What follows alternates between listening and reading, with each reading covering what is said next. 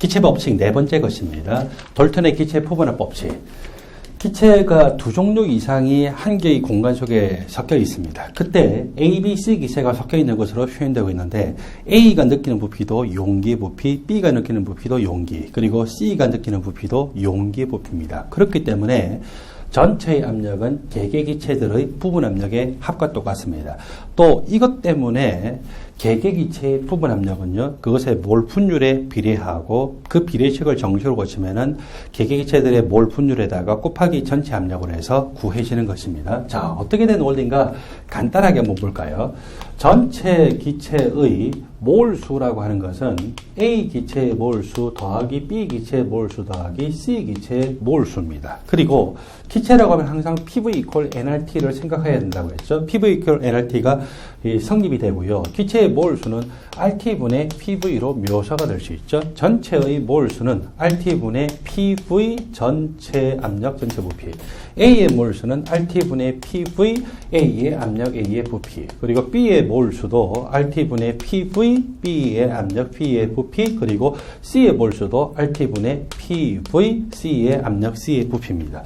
RT가 똑같기 때문에 곱하면은 다 소거가 되고요. 그리고 이 A, B, C 각각이 느끼는 부피는 뭐하고 똑같다고요? 용기의 부피하고 똑같다고 했죠. 그래서 이 전체 부피나 A, B, C 각각의 부피가 다 똑같아요. 그래서 다 똑같이 그 값으로 나타나기 때문에 그 값을 나눠주니까 결국 무슨 공식 나왔어요? 전체 압력은 개개 기체들의 부분 압력의 합이라는 거죠. 그 다음에 A라고 하는 기체의 몰 분율은 전체 기체의 몰수 분의 A 기체의 몰수. 전체 기체의 몰수는 여기 몰수가 RT분의 PV이기 때문에 RT분의 PV 전체 압력, 전체 부피. 그리고 A도 RT분의 PV A의 압력, A의 부피인데 RT가 똑같기 때문에 똑같이 소거가 되고요. 그리고 부피가 두 개가 어떻다고요? 똑같다고 했죠. 따라서 전체의 압력분의 A의 압력이 A의 몰 분율이더라. 그러므로 양변에다가 전체 압력을 곱하게 되면은 A의 부분 압력은 A의 몰 분율 곱하기 전체 기체의 압력과 똑같죠. 그래서 이렇게 우리가 사용하고 있는 기체, 돌턴의 기체 부분합 법칙에 관한 공식들은 가장 기본적인 저런 원리로부터 나옵니다. 기체의 몰수에 관한 거는 저거는 여러분들이 꼭 압력이 아니더라도 초등학생들도 다 할 수 있는 거죠.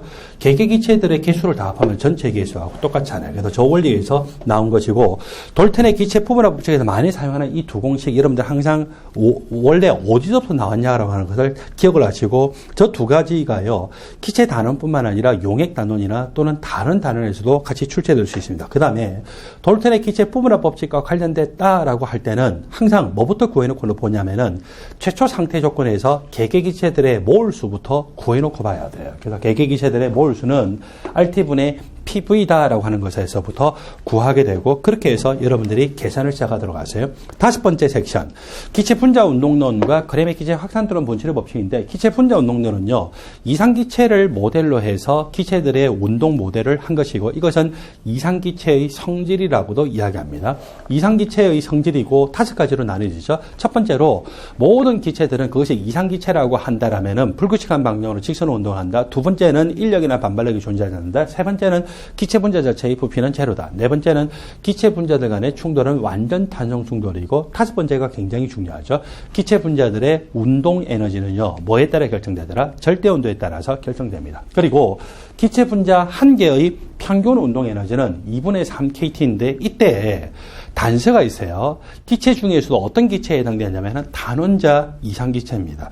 화학에서는요 특별한 말 없이 이상기체라고 표현하면 그것은 단원자 이상기체를 가정해서 시험 문제 낸 것으로 보셔야 됩니다. 실제 기체 중에서 단원자 이상기체로 가정할 수 있는 것이 뭐가 있을까요? 원자 한 개짜리로 기체 분자가 되는 거 18쪽 원소들이죠.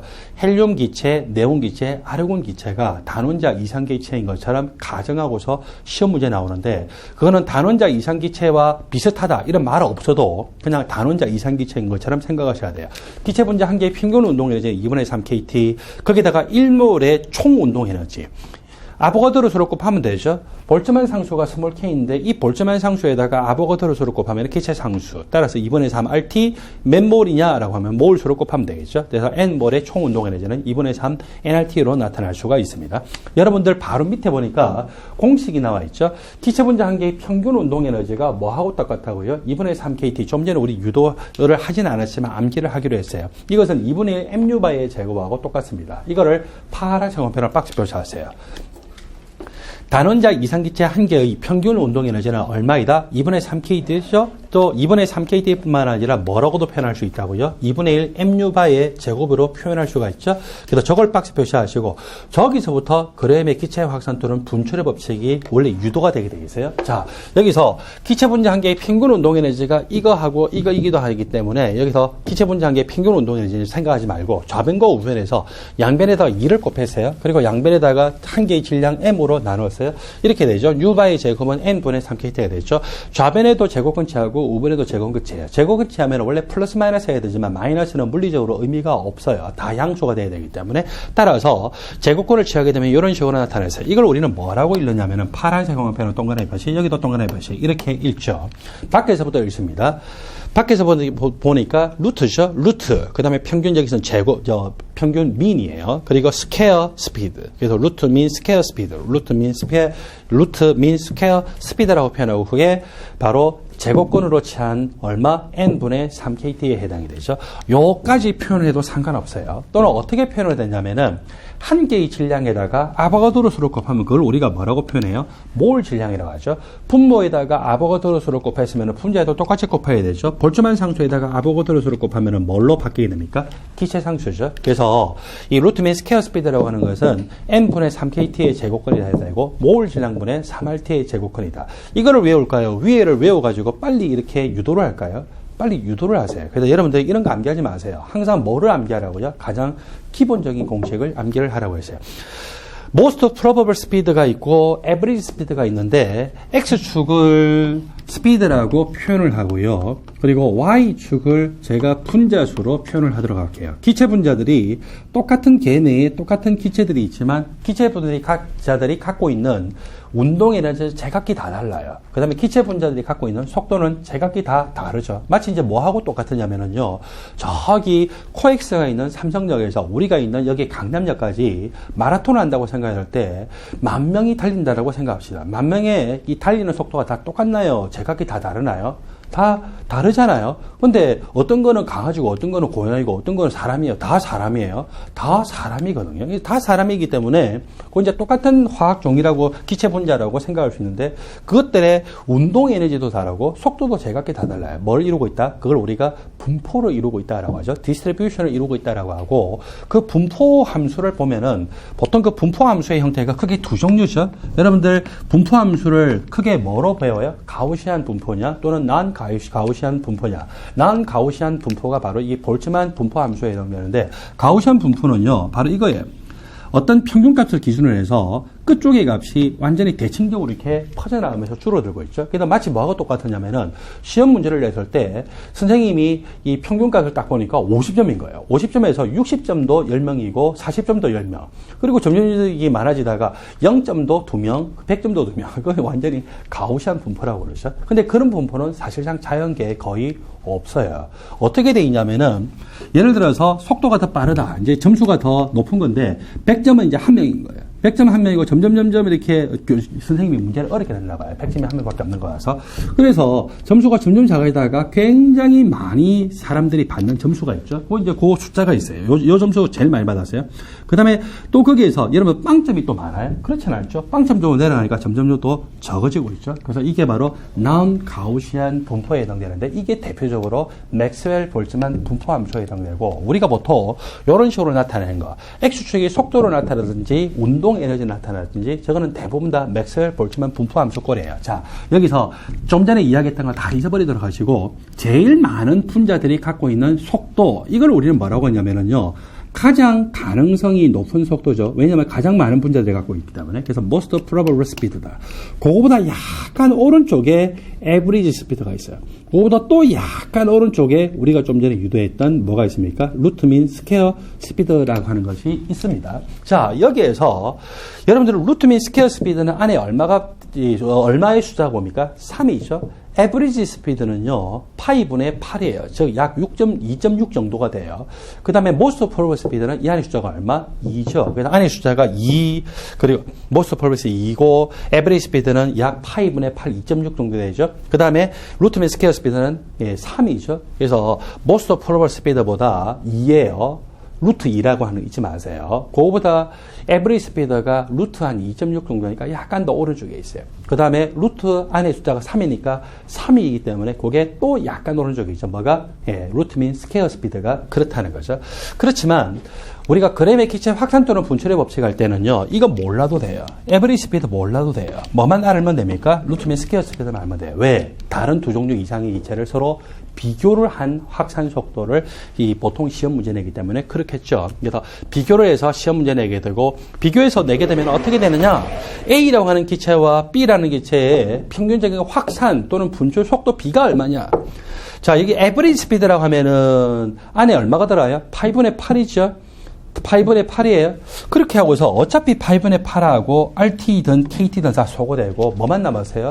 분모의 분자량이나 또는 몰 질량이 남았잖아요. 그렇게 해서 결국 분모에 있기 때문에 각각 이렇게 서로 뒤집혀가지고 반비례하는 것처럼 표시되죠. 제곱근의 반비례하는 것. 또는 에브리 스피드가 아니라 most probable 스피드로 적히면 8분의 8 대신에 뭐예요? 2죠? 어차피 똑같이 분모 문제에 소거되죠. 또는 루트 민 스퀘어 스피드에도 똑같이 얼마입니까? 3이기 때문에 소거되기 때문에 뭘 썼는지 상관이 없어요. 그래서 여러분들 뭐 쓸래요?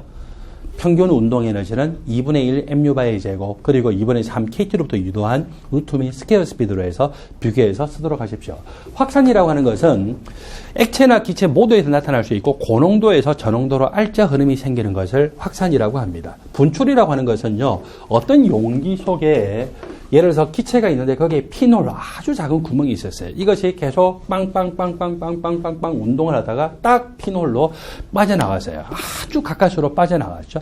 저렇게 빠져나가는 현상을 우리는 분출이라고 하는데, 확산이 되거나 분출이 되거나 간에 무조건 평균적인 속도가 빠르면 빠를수록 어때요? 확산 속도도 빠를 테고 분출 속도도 빠르겠죠. 그래서 확산 속도 B나 분출 속도 B는요, 모두 이런 식으로 나타날 수 있어요. 그 분자량의 제곱근에 반비례하는 식으로 나타날 수 있죠.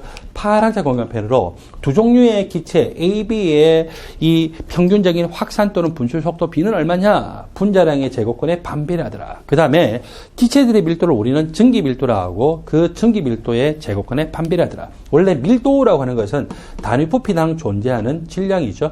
똑같은 공간에서 확산이 된다면 느끼는 부피가 똑같아요. 따라서 그 질량하고 밀도는 서로 무슨 관계입니까? 비례관계죠. 그래서 이렇게 질량과 밀도가 비례관계식으로 나타내졌다라고 여러분들이 이해를 하십시오. 루트 민 스퀘어 스피드에 대해서 우리가 정리를 해봤더니 다음과 같은 내용들을 볼 수 있었어요.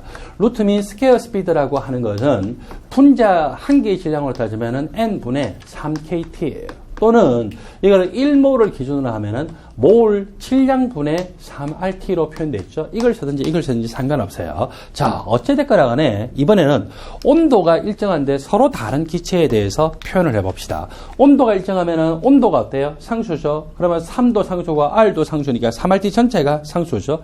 따라서 루트 민 스퀘어 스피드는 뭐에 따라서만 결정됩니까? 몰 질량의 제곱근에 반비례하죠. 그래서 몰 질량이 작으면 작을수록 더 빠르게 확산되거나 분출될 거라고 생각할 수 있습니다.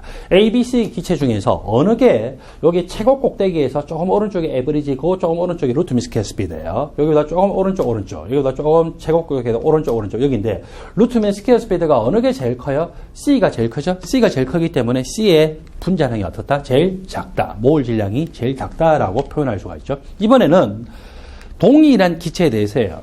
동일한 기체에 대해서 한다라면은 몰 질량이 똑같겠죠? 따라서 몰 질량분의 3R이 상수가 되고 온도의 제곱근에 따라서 이것이 결정되죠. 온도가 높으면 높을수록 이 값이 빠르겠죠. 그래서 똑같이 질소 기체를 가지고 1몰을 가지고 실험한다고 생각했을 때, 자, 최고 꼭대기보다 약간 오른쪽이 바로 루트 민 스퀘어 스피드인데 어느 게 제일 커요?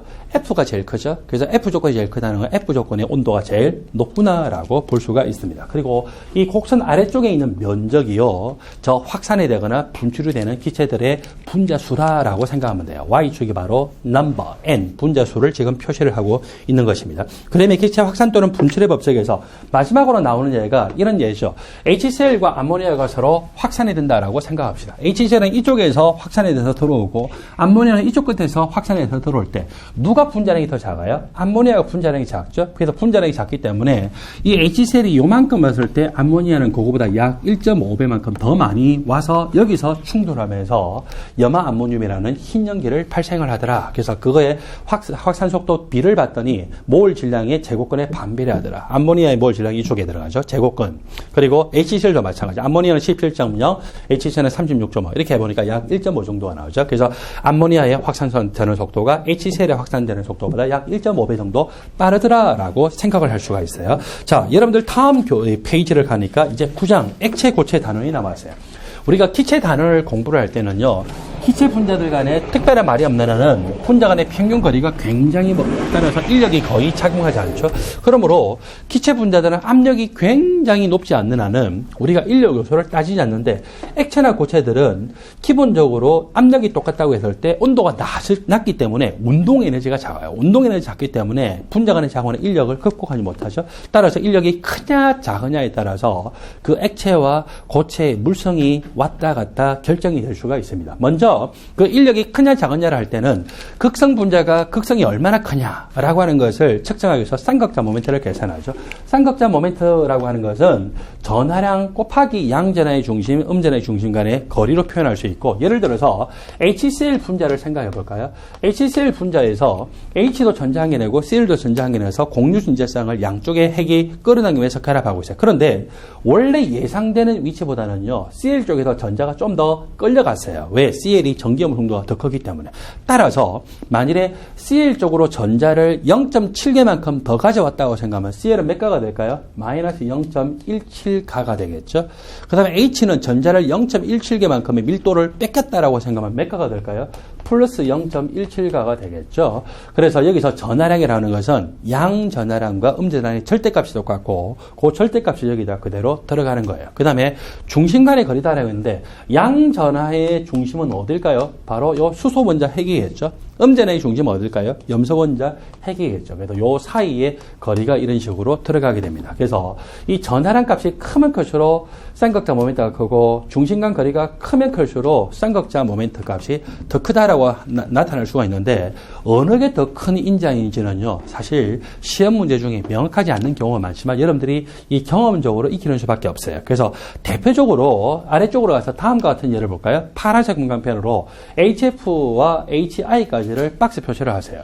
그리고서 여러분들이 표시를 하셔야 되는데, 수소 원자가 17족 원소하고 결합하는 건 똑같은데, F는 몇 주기 원소? 2주기 원소, 염소는 3주기 원소, 브롬은 4주기 원소, 요오드는 5주기 원소죠. 따라서 이 17족 원소의 반지름이 더 커져요. 반지름이 커지기 때문에 H핵하고 17족 원소의 핵 간의 거리는 어디로 갈수록 멀어질까요? I쪽으로 갈수록 굉장히 기하급수적으로 커질 거예요. 그래서 이쪽으로 가면 갈수록, HI 쪽으로 갈수록 이 거리의 요소는 더 커질 거라고 생각할 수 있죠. 그런데 전기염 송도 차이가 크면 클수록 어때요? 전하가 더 크게 분리가 되어서 결국 전하량값, 자 이쪽인데 이쪽으로 가면 갈수록 결합하는 이 원소들의 전기염 송도, 일렉트론 네거티비티의 차이값이 크고, 따라서 그 전하량값은 더 크게 나타나고, 전하량값이 더 큰 거하고 이 거리가 더 큰 것이 같은 방향 쪽이에요. 아니 다른 방향 쪽이에요.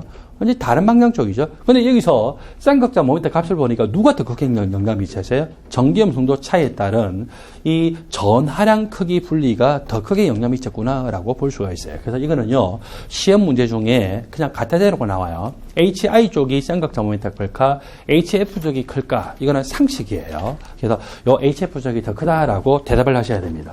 원자가 한 개짜리라면은 당연히 양전하의 중심과 음전하의 중심이 거의 분리되지 않겠죠. 따라서 쌍극자 모멘트의 합이 제로일 거다. 그런데 이원자 분자인 경우에도 이것들은 어떤 분자들이냐면요, 동일한 비금속 원소예요. 동일한 이 비금속 원소들도 전자는 항상 어느 쪽으로 치우칠 수 있어요? 치우칠 수 있죠. 그렇지만 무한대 시간 동안에 평균을 해보면은 왼쪽으로 치우쳤든지 오른쪽으로 치우쳤든지 평균에 보면은 어느 쪽으로도 치우치지 않았죠. 그래서 쌍극자 모멘트 값 자체가 제로가 나타날 수밖에 없는 것은 뭐가 제로이기 때문에 평균적인 전 하량값이 제로로 나타났기 때문에 그렇습니다. 그 다음에 요 밑에 있는 분자들을 딱 보면은요, 이 밑에 있는 메테인이나 사이마탄수나 CO2 같은 경우에는 극성결합에 해당이 돼요. 극성결합에 해당이 되는데도 불구하고 쌍극자 모멘트 값이 제로더라는 거죠. 그래서 CO2를 보면은 CO 2종 결합을 하고 있어요. 2종 결합하고 있고 O가 비공유 인재성을 2개씩 가지고 있죠. 전기염 송도가 O 쪽이 크기 때문에 전자 밀도가 누구 쪽으로 치우쳤어요? O 쪽으로 치우쳤죠. 따라서 CO에서 O가 부분적인 양성, O가 부분적인 음성, C가 부분적인 양성이 되어서 분명히 극성결합이지만 이쪽으로의 쌍극자 모멘트 값하고 이쪽으로의 쌍극자 모멘트 값의 크기가 어때요? 같으면서 백타량을 하면서 상쇄가 되죠. 따라서 제로가 되더라.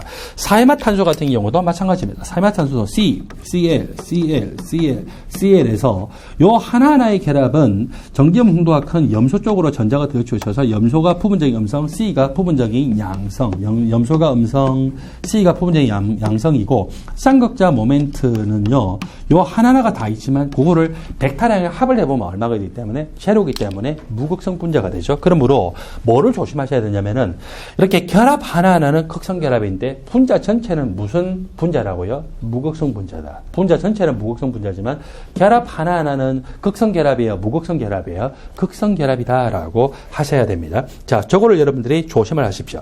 분자 간의 힘의 종류가 바로 밑에 표에 정리가 되어 있습니다. 여기서 이온과 이온 간의 결합은 분자 간의 힘이 아니에요. 이거는 화학 결합 중에서도 이온 결합에 해당이 됩니다. 자, 여기에다가 여러분들은 이 화학 결합이라고 적고 괄호 열고 이온 결합이라고 표시하세요. 이온과 이온 간의 결합은 화학 결합, 이온 간의 결합입니다. 근데 왜 갖다 놨을까요? 분자 간의 인력을 저렇게 정전기적인 상호작용력으로 받고 그거의 가장 기본적인 기준을 누구로 잡았어요? 양이온과 음이온 간의 이온 결합으로 봤기 때문에 이제 기준이죠. 무극성 분자 간에도 인력이 작용할 수 있습니까? 인력이 작용할 수가 있어요. 그런 인력을 우리가 런던 분산력이라고 합니다. 그 다음에 위쪽으로 가면 갈수록 인력이 점점 더 커지죠. 여러분들 HCl 간의 결합은 쌍극자 간의 인력에 해당이 돼요. 그런데 H2O 이것도 극성분자하고 HCl도 극성분자인데 H2O 간의 결합은 무슨 결합입니까? 수소결합이죠. 여기 보니까 수소결합이 없죠. 수소결합이 어디에 들어와 있냐면은 이온 쌍극자와 쌍극자 사이에 수소결합이 들어와야 돼요. 그래서 이 사이에다가 수소결합을 딱 집어넣도록 하세요. 이렇게 해서 수소결합이 이온 쌍극자 간의 인력보다 더 작더라는 거죠. H2O는 항상 전기염 송도 차이에 따라서 O가 부분적인 음성이고 H쪽이 부분적인 양성의 성질을 나타내는 이중극자 또는 우리가 쌍극자라 하죠. 쌍극자 이중극자는요, 전기염 송도 차이에 따라서 공유 전재쌍의 밀도가 항상 전기염 송도가 큰 쪽으로 더 치우쳐서 전기염 송도가 큰 쪽이 음성, 전기염 송도가 작은 쪽이 양성인 것. 그걸 우리가 쌍극자 이중극자라고 하고, 특히 이 H2O 같은 거는 수소결합할 수 있다는 특징이 있긴 있지만 어쨌거나 간에 H2O 간의 수소결합보다 누가 더 크냐면은요, 이 H2O와 이온 간의 인력이 더 큽니다. 그래서 이걸 우리가 이온 이중극자 또는 다른 말하면 이온 쌍극자 간의 인력이다라고 하죠. 그래서 저게 제일 크고 그 다음이 수소결합, 그 다음에 이제 쌍극자 간의 인력, 그리고 인력이 제일 작은 게 유도 쌍극자와 다른 이 입자 간의 인력인데, 유도 쌍극자는요, 다른 말로 하면은 유발 이중극자라고 그러고 무극성 분자에 해당이 됩니다. 염소 분자를 볼까요? 염소 분자. 자, 염소 분자는 인력이 다른 분자들하고 작용할까 안 할까요? 작용해요. 어떤 인력? 정정 인력. 왜 인력이 작용하냐면은 오른쪽으로 만일에 전자가 더 순간적으로 치우쳐야 되면은 오른쪽이 음성, 왼쪽이 부분적인 양성이에요. 이번에는 왼쪽으로 전자가 더 순간적으로 딱 치우치게 되면 왼쪽이 뭐가 돼요? 음성이 되고 오른쪽이 양성이죠.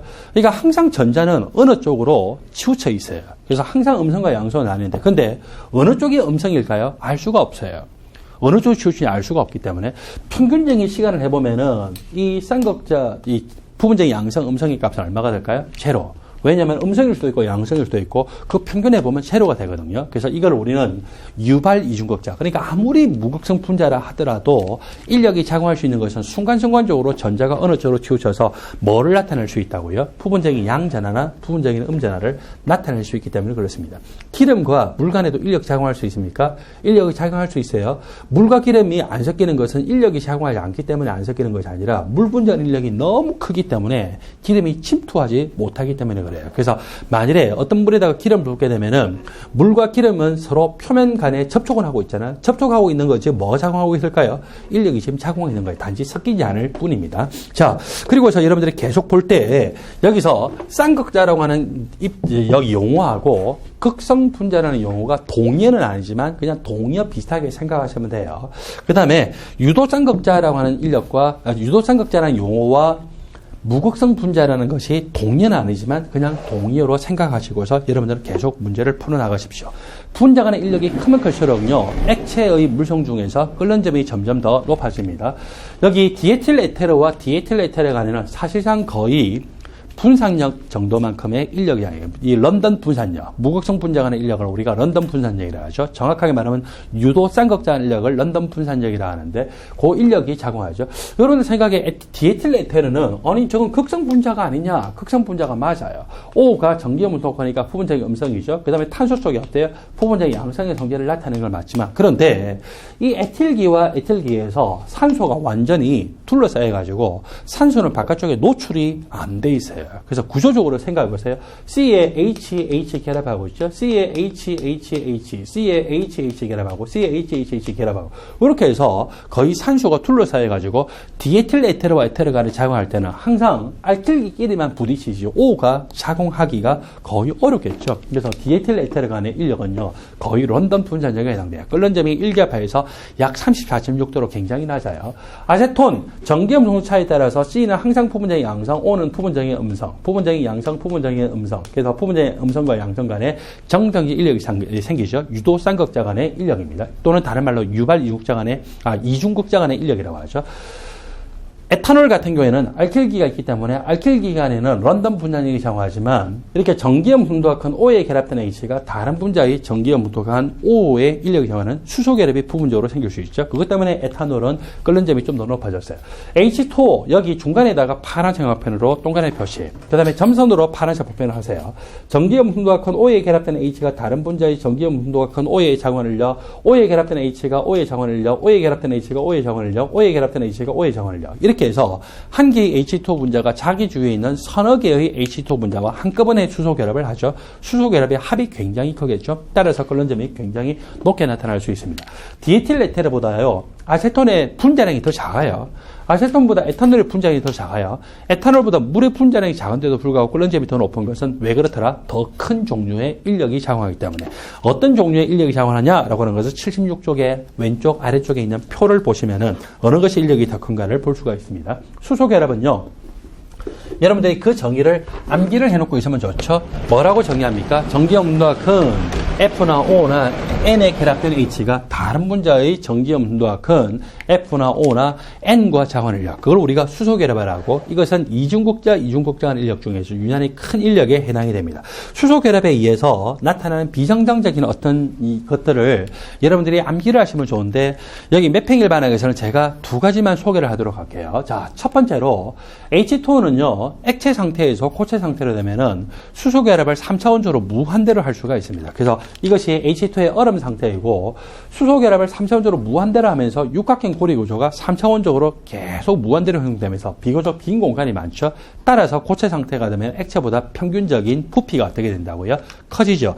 부피가 커진다는 것은 밀도가 어떻게 된다? 더 작아진다는 것에 해당이 됩니다.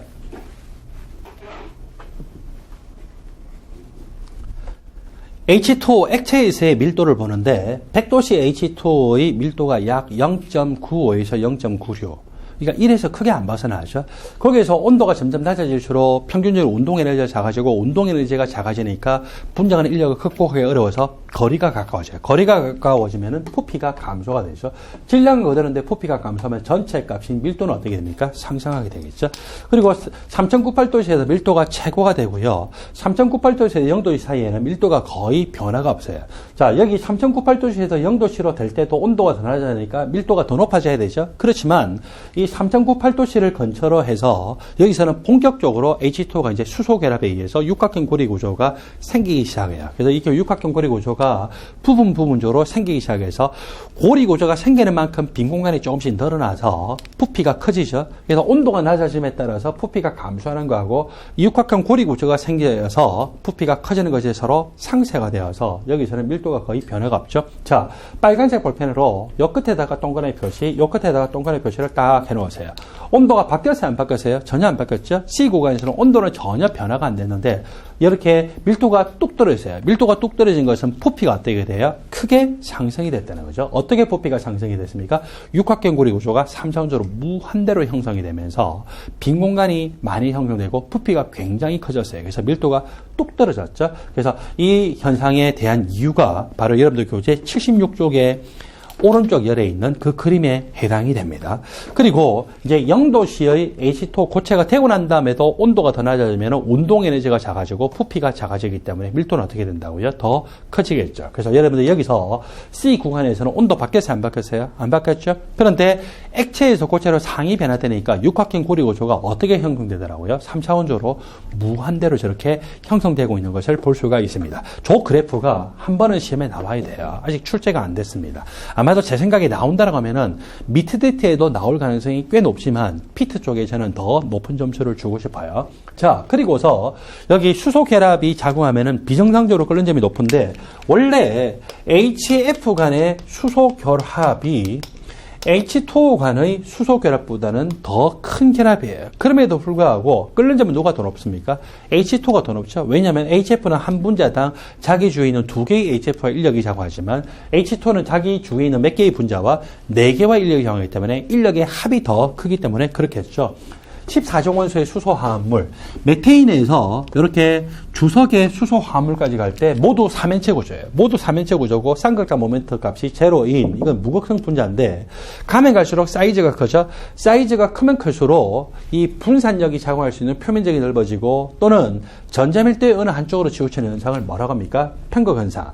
극성 분자든 무극성 분자든 원래 영어 원어상으로는요. 전자밀도가 어느 한쪽으로 치우치는 걸 다 뭐라고 하냐면은 편극 현상이라고 그래요. 그래서 편극 현상이 커지기 때문에 전체적인 인력이 더 커집니다. 그 다음에 15족 원소의 수소합물도 중심 원소의 주기가 크면 클수록 조금 전에 말했던 대로 이 사이즈가 커지니까 인력이 작용할 수 있는 표면적도 넓어지고 편극 현상이 커지기 때문에 하여튼 분산력의 합이 커지겠죠. 그렇지만 암모니아는 비정상적으로 수소 결합에 작용하기 때문에 수소 결합에 의해서 끓는 점이 높아요. 16족 원소의 수소합물도 여기 산소, 황, 셀레늄, 텔루르 쪽으로 가면 갈수록 구분형 구조에서 여기 쌍극자 모멘트 합이 더 커질 때고 하여튼 쌍극자 모멘트 값이 크기 때문에 분산력이 더 크게 작용할 텐데 H2는 비정상적으로 끓는 점이 높죠. 그래서 비정상적으로 끓는 점이 높던 것은 뭐 때문이다? 수소 결합. 17족 원소도 마찬가지로 HF가 수소 결합하기 때문에 끓는 점이 높은데 여러분들은 파란색 공간펜으로 HF에다가 동그라미 표시, 그 다음에 빨간색 공간펜으로 H2에다가 동그라미 표시. 자, 여기서 뭘 볼 수 있냐면요. 14족, 15족, 16족, 17족의 수소합물을 통틀어서 누가 끓는 점이 제일 높으냐면은 H2예요. 두 번째로 높은 것이 누굽니까? HF이죠. 그래서 저 정도는 여러분들이 봐주고 넘어가도록 하세요. 자, 그 다음에 여러분 여기서 또 비교를 해보면은 17족 원소의 수소 화합물들보다는요, 16족 원소의 수소 화합물이 똑같은 2주기끼리도 끓는 점이 더 높아요. 똑같은 3주기를 봐도 누가 더 높아요? 16족. 똑같은 4주기를 봐도 16족, 5주기를 봐도 16족의 수소 화합물들이 끓는 점이 더 높죠. 그래서 저런 것들은 그냥 흘려보지 마시고 항상 주의 깊게 해서 보시기 바랍니다. 자, 위에 있는 이것들이요, 16족 원소의 수소화물이에요. 똑같은 주기 17족 원소의 수소화물보다 어떻다고요? 상대적으로 저렇게 더 끓는 점이 높은 것은 똑같은 식으로 설명하면 돼요. 자, H2O 보니까 자기 주위에 있는 H2O 분자와 몇 개의 인력이 작용해요? 평균적으로 3개에서 4개. 그럼 17족 원소는요, HF가 그랬던 것처럼 평균적으로 몇 개 정도일까요? 2개. 그렇기 때문에 인력의 합이 17족보다는 16족 원소가 더 커서 끓는 점이 높겠구나라고 볼 수가 있습니다. 제일 밑에 비교하는 것은 14족 원소죠. 14족 원소의 수소합물들은 저렇게 주기가 크면 클수록 무조건 끓는 점이 높아져요. 메탄이 끓는 점이 제일 낮죠? 그런데 이렇게 2주기 원소인 H2와 HF가 유난히 끓는 점이 높은 것은 뭐 때문이다? 수소 결합을 하기 때문에 그렇습니다. 액체의 성질로 들어가는데 액체의 종류가 달라지면 액체 분자 간의 작용하는 인력의 크기가 달라져요. 그래서 인력의 크기가 달라지니까 제가 앞에서 뭐라고 이야기했냐면은 디에틸 에테르보다는 아세톤의 글리코젠이 높아요. 아세톤보다는 에탄올의 글리코젠이 높아요. 에탄올보다는 H2의 글리코젠이 높죠. 그래서 액체의 물성이 뭐가 달라진다고요? 끓는 점이 달라지죠. 근데 우리가 액체의 종류에 따라서 분자간의 인력의 크기가 다르고 그거에 따라서 달라지는 액체의 물성은 끓는 점을 보통 이야기하잖아요. 첫 번째가 표면 장력, 두 번째가 점도, 세 번째가 증기압력. 그 증기압력 안에 끓는 점의 물성이 포함이 돼 있다라고 해요. 그래서 여러분들은 제가 크게 세 가지를 말했죠. 뭐라고요?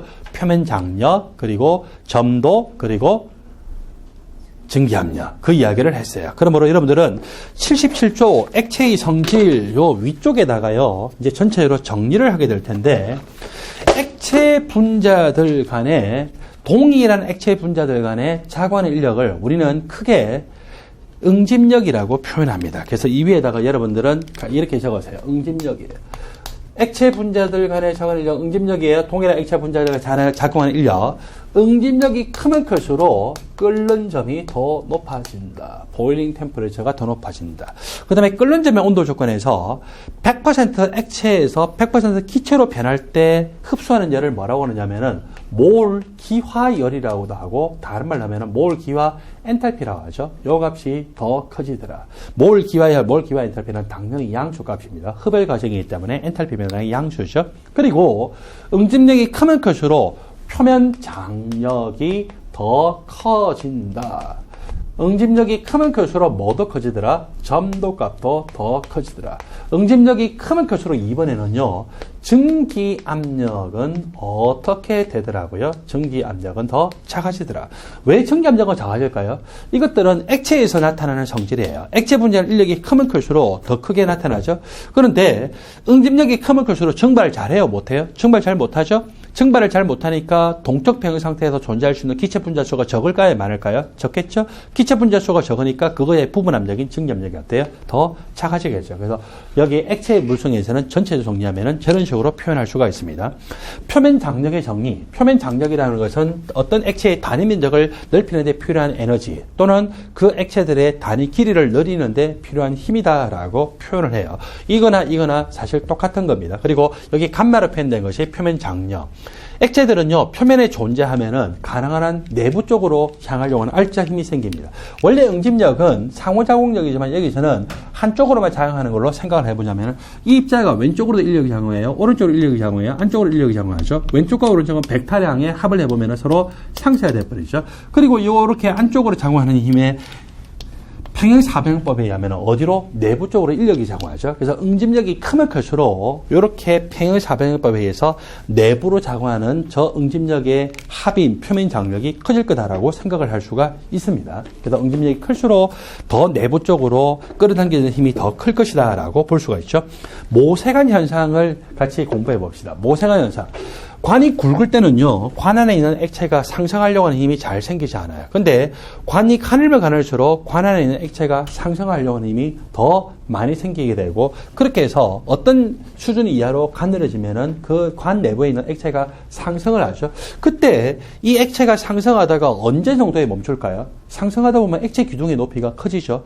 기둥의 높이가 커지면 중력에 의해서 아래쪽으로 끌어당겨지잖아요. 그래서 그 중력에 의해서 아래쪽으로 끌어당겨지는 힘하고 자기가 모세관 현상에 의해서 올라가려고 하는 힘이 서로 균형을 이룰 때 멈추게 될 텐데, 그때 높이는 어떻게 결정되냐면 파란색 공간펜으로 박스 표시를 딱 하세요. 파란색 공간펜으로. 표면 장력이 크면 클수록 높이는 더 높아집니다. 그 다음에 제가 관이 가늘수록 상승하려고 한다고 해서, 관이 굵을수록 상승하려고 한다고 해서, 관이 가늘수록. 그래서 이 관의 반지름이 작으면 작을수록 더 높이가 높아질 것이다. 그 다음에 우리가 액체에 대해서 이야기하다 보면은, 액체가 너무너무 무거워지면은 지구 중력에서 끌어당겨지기 때문에 상승해요? 못해요? 못하죠? 따라서 밀도가 커야 될까요? 올라가려면 작아야 될까요? 작아야 되겠죠. 그래서 밀도가 여기 로우로 표현되는데, 밀도가 작으면 작을수록 그 모세관 현상에 의해서 높아지는 높이가 높을 거다라고 볼 수가 있겠죠. 그러므로 여러분들이 상식적으로 이 내용들을 알아요. 자, 관 내부에 있는 액체가 상승을 하거나 하강하는 현상을 우리가 모세관 현상이라 했는데, 여기서 상승하는 것을 기준으로 해보면은요, 표면 장력이 클수록 관 내부에 있는 액체가 더 높이 상승하더라. 그 다음에 관의 굵기가 가늘수록 더 높이 상승하더라. 그리고 액체의 밀도가 작을수록 더 높이 상승하더라. 저 정도로 여러분들이 암기하시면 되죠.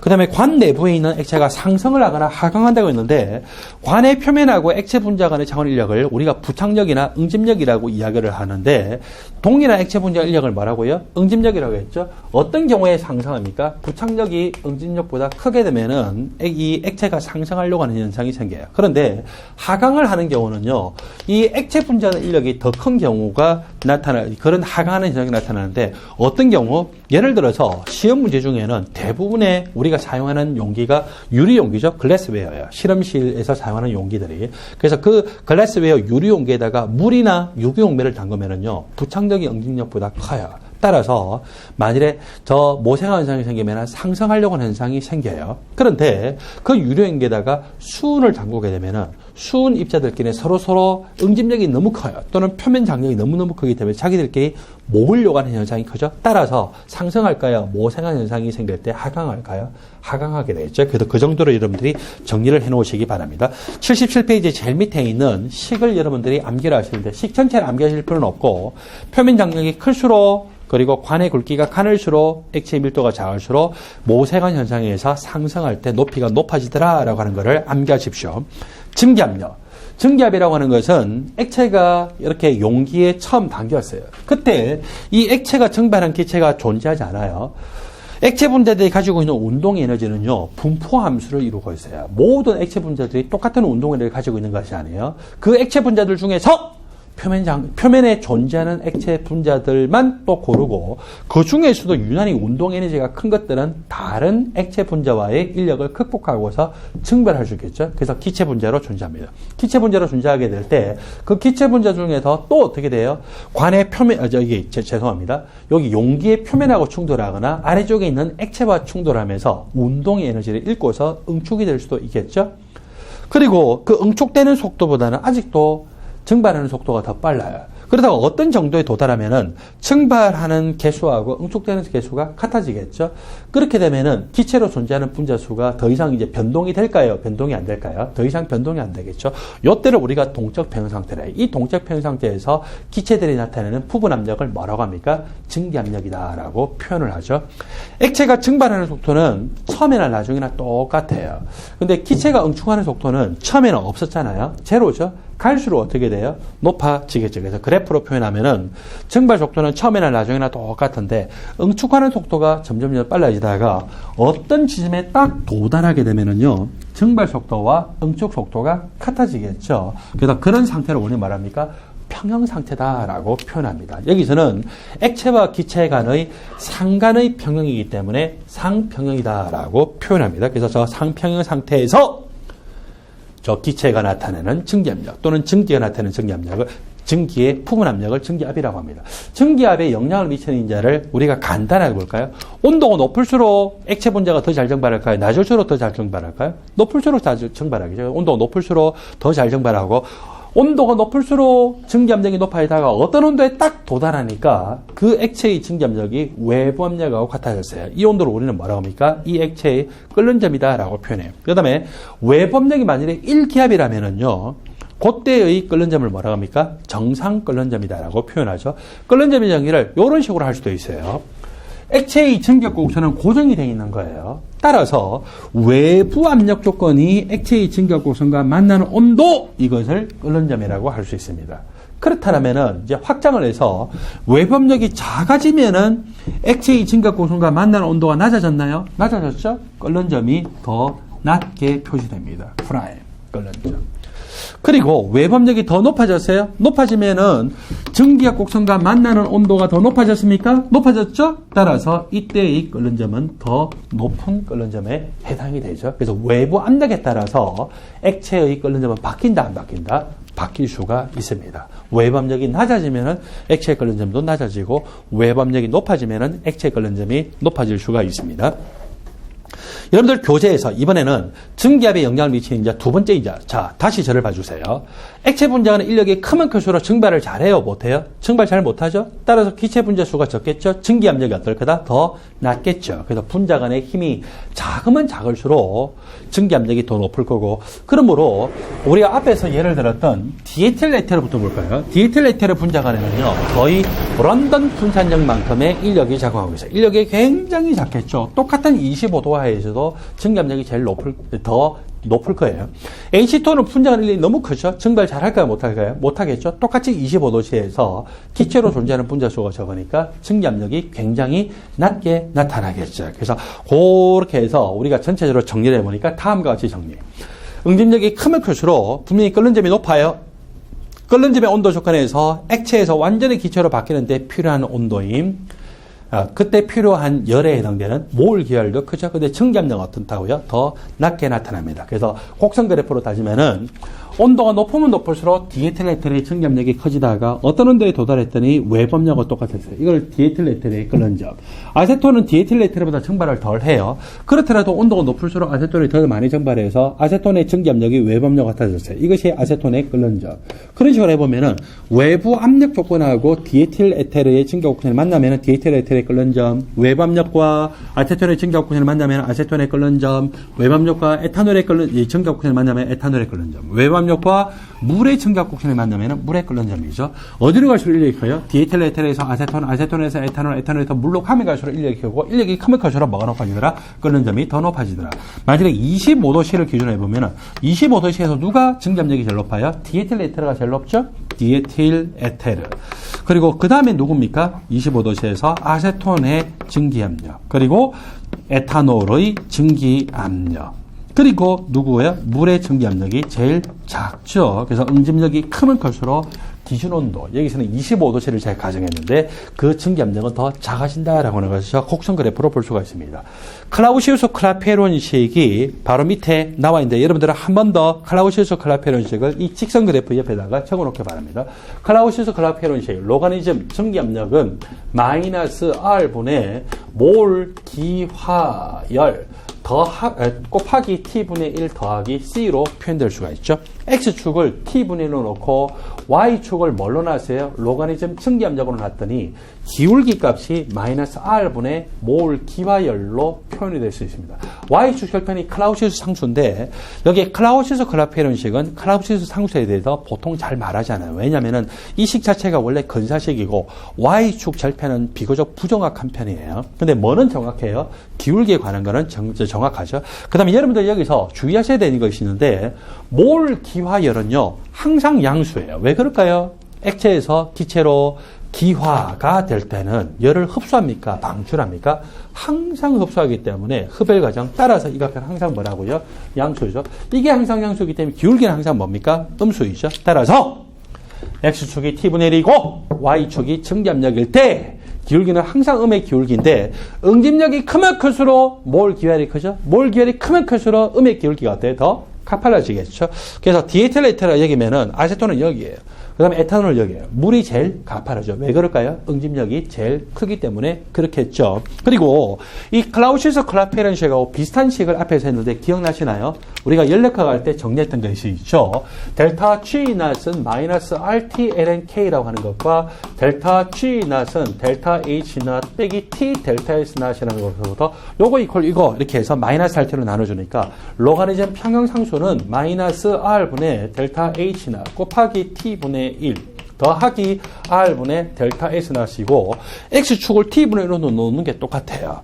클라우시우스 클라페론식에서는 Y축을 뭘로 놨어요? 로가리즘 증기압력이죠. 근데 여기서는 Y축을 로가리즘 대문자 K 평형상수로 놨어요. 기울기가 여기서는 이렇게 되고 저기서는 이 마이너스 R분의 델타 H 기화라고 표현됐죠. 자, 여기에서는요 발열 반응이냐 흡열 반응에 따라서 이 부호가 달라요. 발열 반응이기 때문에 이게 음이 되니까 전체 기울기가 뭡니까? 양이죠. 흡열 반응은 전체 기울기가 음이죠. 근데 이거는 항상 음의 기울기. 왜 그럴까요? 항상 흡열 과정이기 때문에 그렇죠. 그래서 앞에서 우리가 연락하기 위해서 마지막에 했었던 이때는요. 양의 기울기도 있고 음의 기울기도 있지만 이거는 항상 음의 기울기. 뭐가 클수록 응집력이 크면 클수록 음의 기울기가 더 가팔라지더라. 즉 기울기의 절대값이 커지더라 라고 하는 것을 기억하셔야 돼요. 증기압력에 영향을 미치는 인자, 마지막 인자를 볼까요? 비휘발성 용질이 많으면 많을수록 이 용매가 증발할 수 있는 표면적이 줄어들겠죠. 여기서는 순수한 용매만 했어요. 이 순수한 용매에다가 비휘발성 용질을 넣고 응축이 되는 거는요. 기체 상태에서 용기 평면에 충돌해도 응축돼요. 또는 액체 표면에 충돌해도 돼요.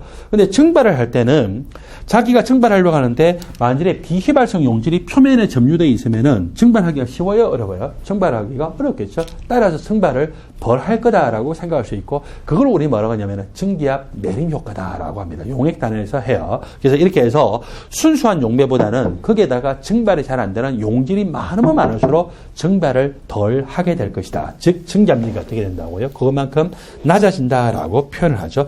저것과 관련된 문제가 제가 일반학 초론에서 소개를 하고 또 여러분들은 소개를 받게 되는데 그 문제가 시험 문제에 나올 거라고 했는데 진짜 지난 8월 달에 시험 문제 나왔죠. 제가 요렇게 딱 나올 거예요. 이렇게 했는데 진짜 그대로 나왔습니다. 그래서 여러분들은 반드시 그 문제를 일반학 추론 책을 통해서 보도록 하십시오. 게다 봐서 연습을 하도록 하시고 결국 보면은요. 제가 이 적중을 하는 것이 제가 잘나서 그런 게 아닌 줄 알죠. 제가 계속 말하지만 시험에 나올 만한 거를 교수님들이 내는 거예요. 그래서 나올 만한 거를 내게 돼 있고 그것이 어렵든 쉽든 간에 항상 교수님들은 낼 만한 거를 내기 때문에 여러분들은 그거를 잘 보면서 제가 가이드하는 그대로 공부를 하시기 바랍니다. 여러분들 교재 79쪽에 오른쪽 열에 봤더니 제목이 이제 책 펼치는 소제목으로 해서 클라우시우스 클라페론식이 나와 있죠. 그래서 클라우시우스 클라페론식 한 번 더 이야기하면은 그 식은 로가리즘 증기압력은 마이너스 R 분의 델타 H 마이너스 R 분의 다시 적을게요. 로가리즘 증기압력은 마이너스 R 분의 델타 H 기화 곱하기 얼마입니까? T분의 1 더하기 C로 표현될 수가 있겠죠. 그런데 이것이 몰 기화 엔탈피만 해당이 될까요? 몰 승화 엔탈피도 해당이 될까요? 몰 승화 엔탈피도 해당이 돼요. 그래서 승화성 고체에 대해서도 저 공식이 적용될 수 있다라고 하는 것을 반드시 기억하시기 바랍니다. 왜냐면은요, 이 클라우시우스 클라페론식은 원래 클라페론식을 적분을 하면서 나왔어요. 상평형도에 보면은 그 상평형도에서의 경계곡선 뭐가 있어요? 기화곡선, 그리고 승화곡선, 용융곡선이 있죠. 그래서 dt분의 dp, x축의 작은 변화량이 온도 변화량, y축의 작은 변화량이 압력 변화량이고 그 값을 했더니 그것이 뭐하고 똑같아지더라고요. t 분의 델타 t 분의 델타 H 그리고 여기 보면은 델타 V 값이 나타나거든요. 그래서 이렇게 해서 이런 식으로 식이 적힐 수가 있고 요거에 의해 가지고 결국 이 적분함으로써 클라우시우스 클라페론식이 나오게 되는데 여러분들이 이거 전혀 몰라도 상관없어요. 어쨌거나 간에 어떻게 하세요?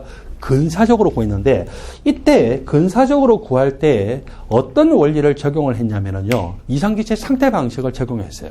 그래서 이상기체 상태 방식을 적용하고 난 다음에 양변을 적분했는데 이상기체 상태 방식을 적용했다는 것은 물질의 무슨 상에 대해 적용해야 될까요?